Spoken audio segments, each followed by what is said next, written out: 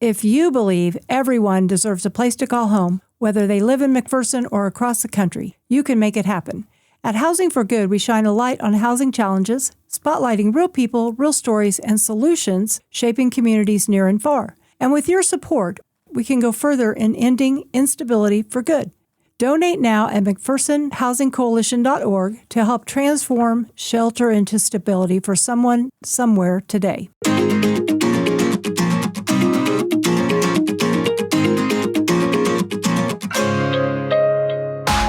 Welcome to Housing for Good, a podcast dedicated to housing topics and issues affecting our communities in McPherson County and beyond. With years of experience and expertise, hosts Chris Goodson and Karolyn Moore discuss housing challenges and opportunities with other experts from a variety of housing fields.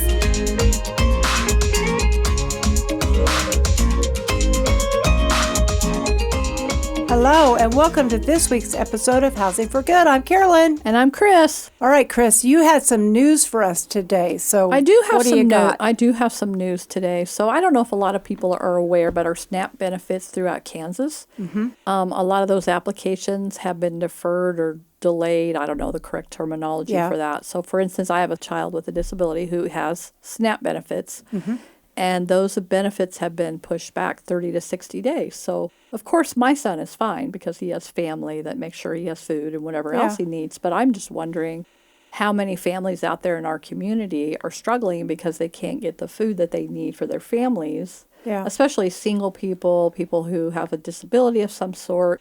You know, and people forget that that does affect your housing because if you're trying to figure out how to feed your kids or if you're senior or if you're disabled, are you having to use the money for one thing to take care of the other thing, and what does that look like? So if your food banks in your communities are being overran, this is why. Yeah, and that's very interesting because I just saw a news article about it where they had like people waiting in line, and they're trying to get in to figure out what's wrong with my application, what do I need to do because I'm not getting my benefits. So it's very current right now. Yeah, it's very anyway. So that's the only news that I have. Okay. So, yeah. All right. Well, we are joined today by Jenny Long, and she is with the Kansas Aging and Disability Resource Center. And I just heard about her, and it's like, oh, I've got to know more about this. As our reach gets into the elderly that we're able to help now, I just knew that Jenny was going to know more that my folks were going to need. Right. So. And as we're getting older, our parents are getting older. Yeah. I mean, I have a stepdad who just had a stroke, and so I'm really excited to find out what might be available out there that we don't know about. I know, right? Okay, so Jenny, would you tell us about yourself and what led you to work with the Kansas Aging and Disability Resource Center? So I have lived in McPherson County for a little over a decade. I have 4 children and a couple of pets, so they keep me busy, certainly. And I had my children early, so I earned my degree later, but my passion has always been health and human services. Okay. It is something that from a young age, I was an advocate for my family and family members through applying for services, medical appointments, mostly because of the language barrier. Okay. And so I have experienced and witnessed firsthand what being part of an underserved or minority population, and that can make it more difficult for them to access basic services. And so because of those lived experiences, I'm passionate about helping anybody who needs some resources, especially someone who, or a population that might be underserved. And so I know I can speak for the rest of our team that is our goal, is to help Kansans with finding resources and services. Isn't it interesting that most of the people that we interview that's in social services, almost everybody has a story or is connected somehow? I mean, we rarely see somebody that doesn't have their own story. Yes. Yeah. So that's what I love about this, is how people who have struggled or know someone who has struggled or has been somehow connected with all this stuff that we're all dealing with, and they're willing to give back instead of running away and saying, you know what, I live that, I'm out. You know, they come back and they're willing to give and take the experience from what they've been through. Yeah. So that's what I love. I mean, I really do love that. I think it's really really pretty special that people are willing to do that. So thank you. Just for me, I mean, because I know you're going to help me with a situation in our family with a person who's been struggling. So Well, and I love one thing she said, where you were an advocate for somebody when they're at medical appointments or hospital stays. And, you know, we just went through some stuff with my dad. My folks are both getting older. And honestly, what I have learned is that depending on what's going on, you hear the first little bit of what that doctor says, and then you can't take any more in. Well, then you add two older folks that are at the appointment, but they both get to that spot. So it's like you need somebody there that is also listening just to kind of get an idea of what's going on. yeah. Okay, so who should contact the ADRC? Who should call you? Anybody who has a disability or is aging, their family members, caregivers, professionals can contact the ADRC. We help by what's called options counseling. So essentially we have a conversation with them and we figure out what their needs are, their long-term, short-term goals are, and we connect them to those local resources that could be available to them depending on their situation and their needs, of course. So those can include housing supports, long-term care supports, in-home care supports for caregivers that could include respite care. We could connect them to those services, veteran support. We've been building quite a network of programs that we know of in different parts of Kansas that we can connect individuals to that is local to them. And so I think that's really neat about our agency is we are a central point of contact, essentially, that can then help connect Kansans to the appropriate organization. And they are not stuck calling A, B, C, or D. Yes. I had no idea about any of this. Did you? Yeah. Well, I called Jenny and I said, hey, we need to meet for a Coke. Yeah. So we did that. And the one thing I learned that day in our conversation was it's Kansas Aging and Disability Resource, but you don't have to be old. If you have a child with a disability, whatever that age is, this is a resource for you to call. So I love that about it because I think so many times we think of disabled as being our older population, but that's not necessarily true. And then the other thing, Jenny came on and spoke on the Balanced Estate COC and let everybody that's on that call know this agency's around and they're here to help. So I'm excited. So let's dig in a little bit. Of course. So kind of give us some examples or a scenario. Like I said, my stepdad just had a stroke. My mom's been taking care of him and families helping when they can. But of course. I mean, what happens in a situation? Tell us the scenario of what that would look like. So for your case specifically, that would include figuring out what his medical coverage is so that then we can identify what is available to him under either Medicare or Medicaid or if he has private pay, then connecting him to potentially some sort of in-home care service or an agency that is more informed of a patient that has stroke and what needs they would have either through like case management or peer support, caregiver supports as well in education. So there are definitely options for somebody like that and their caregiver throughout the state, and it could help offset a lot of different areas. Do they reach out to you? Is there a phone number? Do you set an appointment? What does that look like? The best entry point would be to contact our number, and that is 855-200-2372. And I can also leave that information with you guys for the page, but they would contact the Aging and Disability Resource Center, and we would, like I said, have a conversation with them. And if they feel comfortable having an in-person conversation instead, we have agents throughout the entire state, and we can connect a local agent to them where they can go and meet with them in person and do options counseling with them and figure out their needs and provide those contacts. So do they go to their home or do they meet them somewhere? Either or. They can either go into to their house. Home. Yeah, they can go to their home. So I know the or big meet phone at a number I'm going to library be or calling something. after this day. I know, right? I can see that. She's going to write down that number. So. And I'm right down the road, so I can meet you in person too. Okay, that would be, it's funny how every time we have one of these, I'm like, oh my goodness, and I'm over here running around figuring out if you're not learning stuff from this podcast, I don't know what you people are doing because there's so much good information. Yeah, This is yeah. great information. And if you don't live in Kansas, because I know we have people listening from all over the Yeah. world, from across the country, there has to be someone in every single Yes. state across America. And I'm guessing Europe and those Australia. We have a lot of people in Australia. I bet you have an agency doing just this. Yes. Okay, so the one thing I love about what they're doing is so many times people wait until there's an emergency. Like the bottom has just fallen out, something tragic or serious has happened. So I would just say call now Yeah. and have a conversation with somebody. Like you said, we'll find out what your insurance coverage will be, what your options are. So what would be some common misconceptions about aging and disability services? Yeah. So exactly that you don't have to wait, and that you have to be low income to be eligible for services.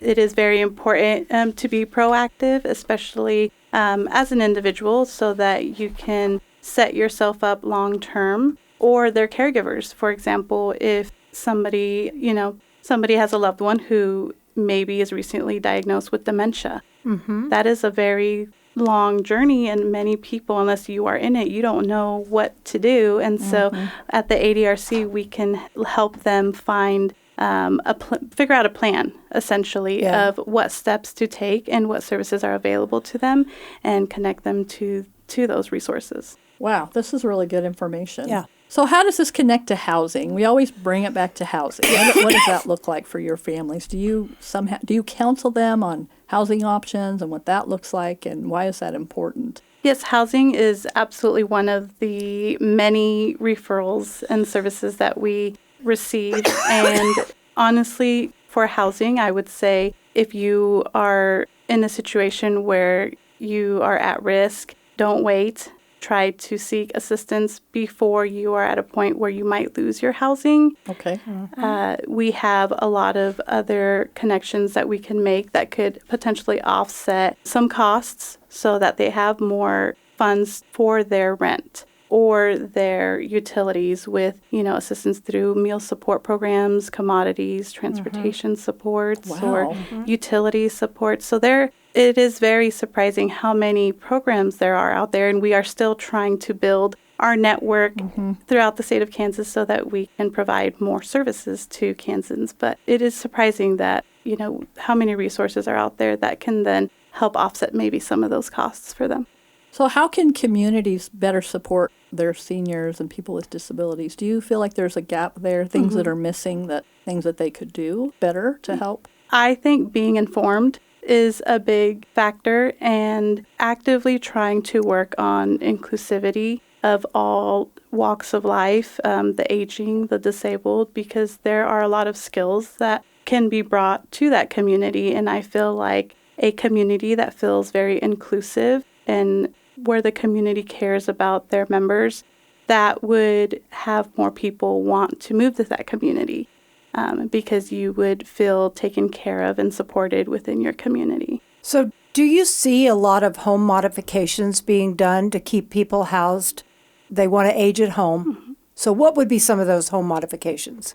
Honestly, it's the most simplest thing, but that can make a big difference. And home modifications or access to durable medical equipment can be very important for especially someone that is aging or disabled to age in place and to keep their independence for as long as possible. And some of those things could include grab bars installed, let's say maybe a stool for their bathroom, ramps. There are a couple of different programs and grants that could help with providing a ramp for someone, even a fall alert system. That could be huge for someone who may be a fall risk, and if their loved one is apprehensive about them remaining in their home because of that, a fall alert system being available would help them maybe stay in their home longer and avoid institutionalization. And I know with those fall system, Fall alert system. fall alert, yeah. whatever you call that. My dad had one, and it went off, and I think he was in the bathroom, and the police showed up. We had not called them, but this thing calls the police, and they will not leave until they see that person was okay, which is awesome. But it was like, what is happening? Yeah. Right? And even your mom, she has something on her phone that when your stepdad fell, she was notified, and we just worked down the street from where they live. And so, she got a notification, and she's like, oh, he's fallen. And we're like, well, you can't pick him up. We got to go help too. Yeah. So we ran down the thing, and meanwhile, an ambulance was coming. Yeah. And that's when this whole stroke thing happened. But an ambulance was coming, so it not only called her, but it also called the 911. Yeah. Yeah. So that was really good, actually, because, honestly, he could have been out in that yard for hours. Right. Yeah. And this happened not that long ago, so thank And I goodness. hear about those stories a lot through some of the referrals that we receive, where an aging person will say that they had to crawl to their phone, Oh my or gosh. they were, hours. And Yeah. so it is very important to look for resources like, that are available, especially through the Aging and Disability Resource Center, so that we can connect their family members to those resources, so they're not stuck in that situation. Yeah, that's Yeah. right. So what should landlords and property managers know about reasonable accommodations? I definitely believe that there should be change in policies, rules, to accommodate for the aging and disabled population. For example, a lot of landlords do not allow animals. Service animals are a very important part of somebody's rehabilitation and way of, state of life. And so I believe that is one factor, as well as accessible parking, even adjusting some of their policies for their tenants to say disability-related needs. We do have some landlords who will let their tenants have a ramp installed, or even if it's a temporary one, they will work with them on those things, or they would work with them on having a grab bar installed. And so it is very important for landlords to be aware of diverse needs of its tenants. So is that a Well- legislative issue, are you saying? Because you said we needed policies to be changed. Do you think that would have to happen at that higher level in Kansas? I think to a point. Okay. I mean, we're not advocating for anything. We're just bringing it up. Yeah. Well, and I will say, Chris and I just had a conversation yesterday with somebody, and we were talking about the difference between a support animal, because you have a disability and you need this in order to function, and an emotional support animal. And the guy we were talking to said, any dog or cat or pet you have is your emotional support animal, but it's not a service animal. And Right. there's a difference in that. And his point was, if you are a landlord or a property manager, and there is somebody that can show you doctor's evidence that they need this animal to help them. And most of the time we think about somebody that's blind or somebody that maybe can't hear, they've lost their hearing, and you see those animals, but they're highly trained, highly trained. Yeah. And so I just want to put that out there. If you have somebody with those disabilities in your housing, there's nothing you can do to keep them from having that service animal for a diagnosed disability. So my animals are definitely emotionally support animals. Oh, mine are too. And the only thing they know how to do for me is to beg when I'm eating. They have no idea. They couldn't help me do anything. They're not going to save me. They're not going to pick up my shoes. They're not going to do anything. Yeah. But I love them. And then, so they're, Yeah. but fortunately, I don't have to worry about And if you're that. having a terrible day, Yes. they are- know it. Yes, they are your dog. So anyways, we do love our animals, but that doesn't make them an animal that support, can do yeah. something for me, actually. If I'm having a seizure, they just be looking at me. Yeah. What is wrong with you? Yeah. So there's a huge difference between that. So Yeah. let's talk about caregivers a little bit. So you brought up earlier that sometimes there's support for caregivers, and I know that's very stressful on the caregiver and the family. What support is there for that? I mean, if you have a family or a person who's giving care for somebody who just had a stroke, like my stepdad, what is that? So for caregivers and family members, there are a variety of supports that can help them through navigating the system, because as we all know, it's very complicated. There are a lot of entities involved. And so at the ADRC, what we do is we help them narrow down those systems and entities for them to contact. There are a variety of supports that a lot of caregivers don't know about, such as like KRAD, and those are facilitated by the area agencies on aging. It is a grant, I believe, that they are awarded, and it is so much per year, and they can use those funds throughout the year as a caregiver of someone who has Alzheimer's or dementia, either through an agency locating a caregiver or at a day center for a couple of hours, even for their own personal appointments, or even if you need an hour or two once a month to go and grab coffee.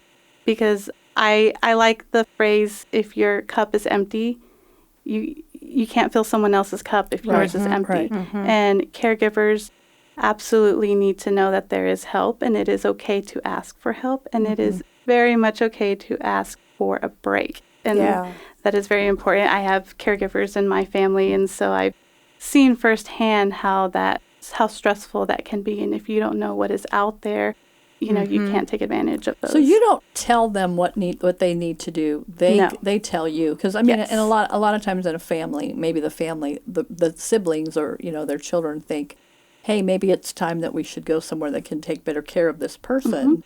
But they're not doing that for whatever reason. But you don't get in the middle of that. You just say, here's what's available. What can we do to support your family? Because I don't want people to think you're going to force them into something. No. And then they wouldn't call you because they're like, well, I'm going to that person because they're going to try to tell me that I need to do, you know, this, and this. Yeah, through like I said, we have a conversation with them and identify what their goals and needs are. And we provide an unbiased approach with whatever resources are available to them. We explain the pros and cons of those resources, and especially with the ones that they would qualify for. Our goal absolutely is for independence, and so that those Kansans can remain in their own homes with their own autonomy and independence. And I feel like that is very important for their own mental health, for them to stay connected to their families and their communities.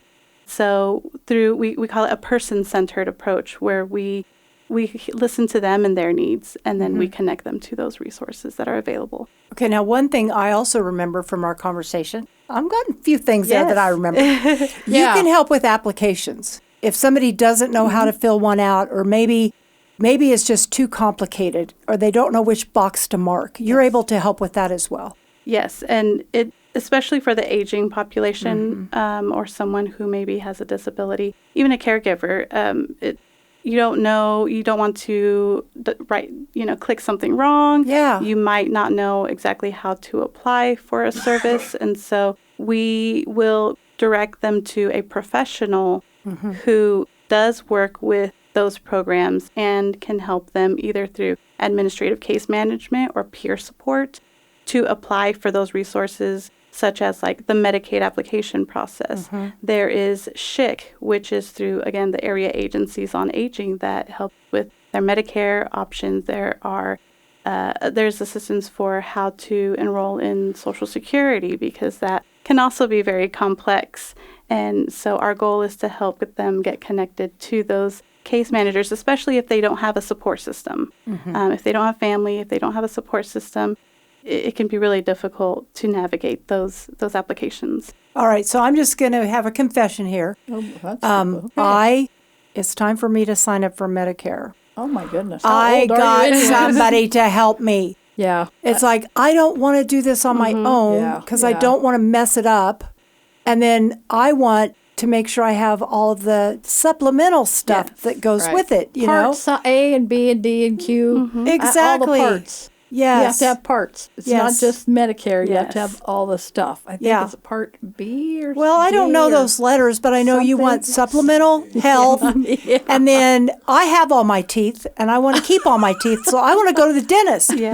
And then I need to see the eye doctor, so I want to have that. You know, those appointments are not cheap. And so even paying for some insurance, it's still better than having nothing. So. Okay, so we talked about Medicare and Medicaid. What about long-term care options? How do you address that at all? Because a lot of people, you know, my dad didn't go into long-term care until he was only there a few months. I mean, he lived with us, and we couldn't take care of him. He knew that his needs were getting more and more difficult, and I knew he wasn't comfortable in our home because I don't have a roll-in shower, and I had a lot of things. We had a hospital bed, we had everything else, but we just couldn't do it, and he needed full-time care. So how do you approach a family, or what does that look like, that long-term care? Yes, so the goal, like I've said, is for them to remain as independent as possible.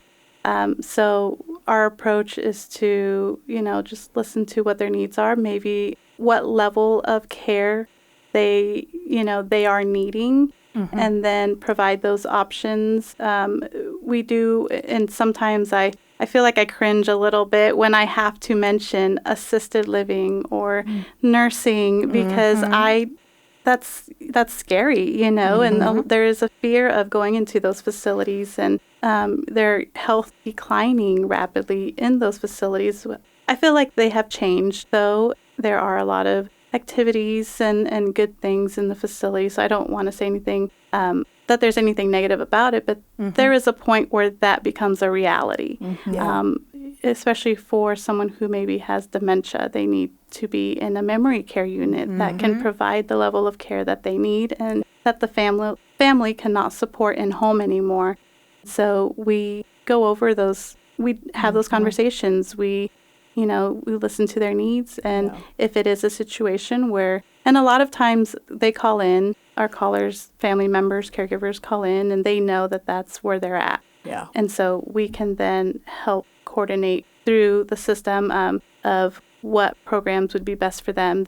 There is the home community-based service program that is for Medicaid recipients, and at the ADRC, we facilitate the intake for that program. So we are the first step for those waivers, which are like the frail and elderly waiver, the physical disability waiver. There's a brain injury waiver, intellectual developmental disability waiver. So there are different waivers depending on the needs. And the frail and elderly and physical disability waiver are the two that would help with, in two parts. The primary goal is for in-home care, but the second part is if they are needing then assisted living care, then those waivers can help with that as well. My dad was in Heston at Shiloh Manor, and the care he received was excellent. The facility was wonderful. I mean, I would go there if I got to the point where it was difficult to take care of me, which it's difficult to take care of me if you can ask my husband how I am. But anyways, it was a wonderful place. And so I think, I don't know if this is true or not, but I think visiting different facilities, maybe and seeing what's there. I would come and see him every week because it's a little it's not that far. It's 20, 30 miles from here. But every weekend I'd spend with them, and the nurses were there constantly offering him snacks and are you okay and checking his blood sugar. And I dropped something one day. We were messing around trying to rearrange, and I dropped a set of books, and within 30 seconds they were in that room. I don't know if there was secret cameras or whatever, but I'd never and I would come at different times, so it wasn't like they were figuring out I was going to come at 1 o'clock or 9 o'clock or whatever. I was there all the time at different times, and the care was incredible. They did such a good job. I just felt really good about leaving him there because that's not something that I wanted. It was horrible. I did not want to do it, but I knew that he needed more care than we could provide. Right. And there are agencies in Kansas that can help families locate the best facility for their family member. They go through tours with them. They help them figure out what questions need to be asked and what sort of insurance is needed or the financial level that they would need to be for certain facilities. And so there are programs that can help family members locate facilities for their loved ones too.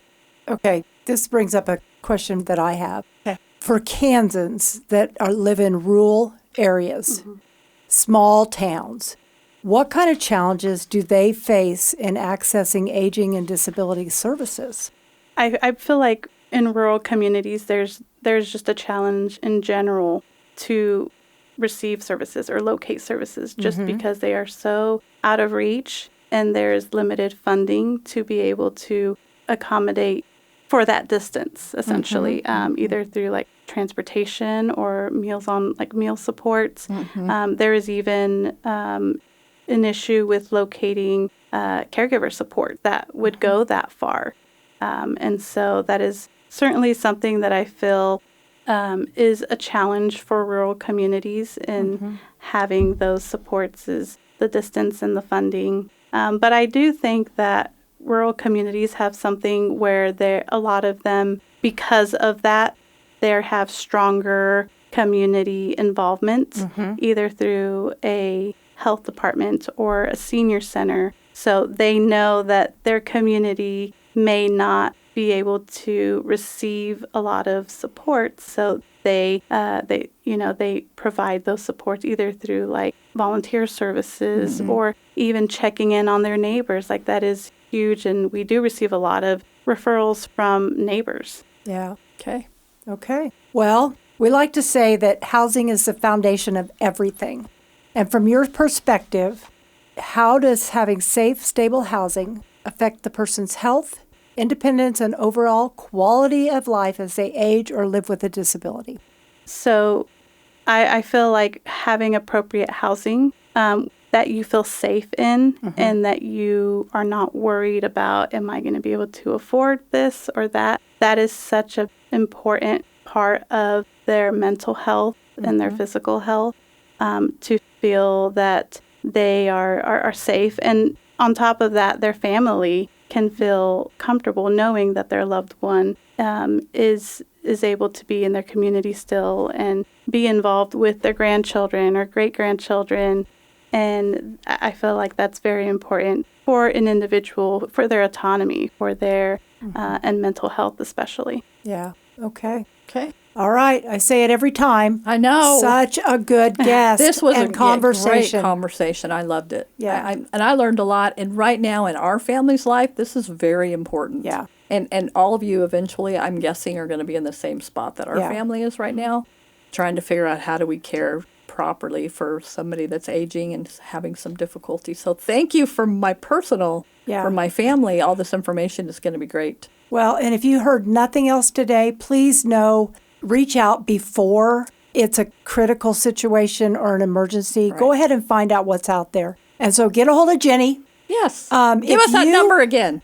Yes, it's 855-200-2372. Okay, I caught her off guard a little. Sorry about that. It's always on the spot. I Yeah. forget. But and I will provide that contact information for our agency as well. Oh, and awesome. Okay. So anybody in Kansas, caregivers, even if you are a family member that your loved one lives in Kansas, but you might be a child who lives in Texas or anywhere else, you can contact us too, and we can try to get your loved one. Oh, that's good too. Okay, good to know. Yeah. All right, so if you would be interested, or you know somebody that would be interested to be on our podcast, Housing for Good, please let us know that at housingforgood@mcphersonhc.org. Leave us a review. Tell us how we're doing. Ask a question. We'd love to hear from you. And have a great day.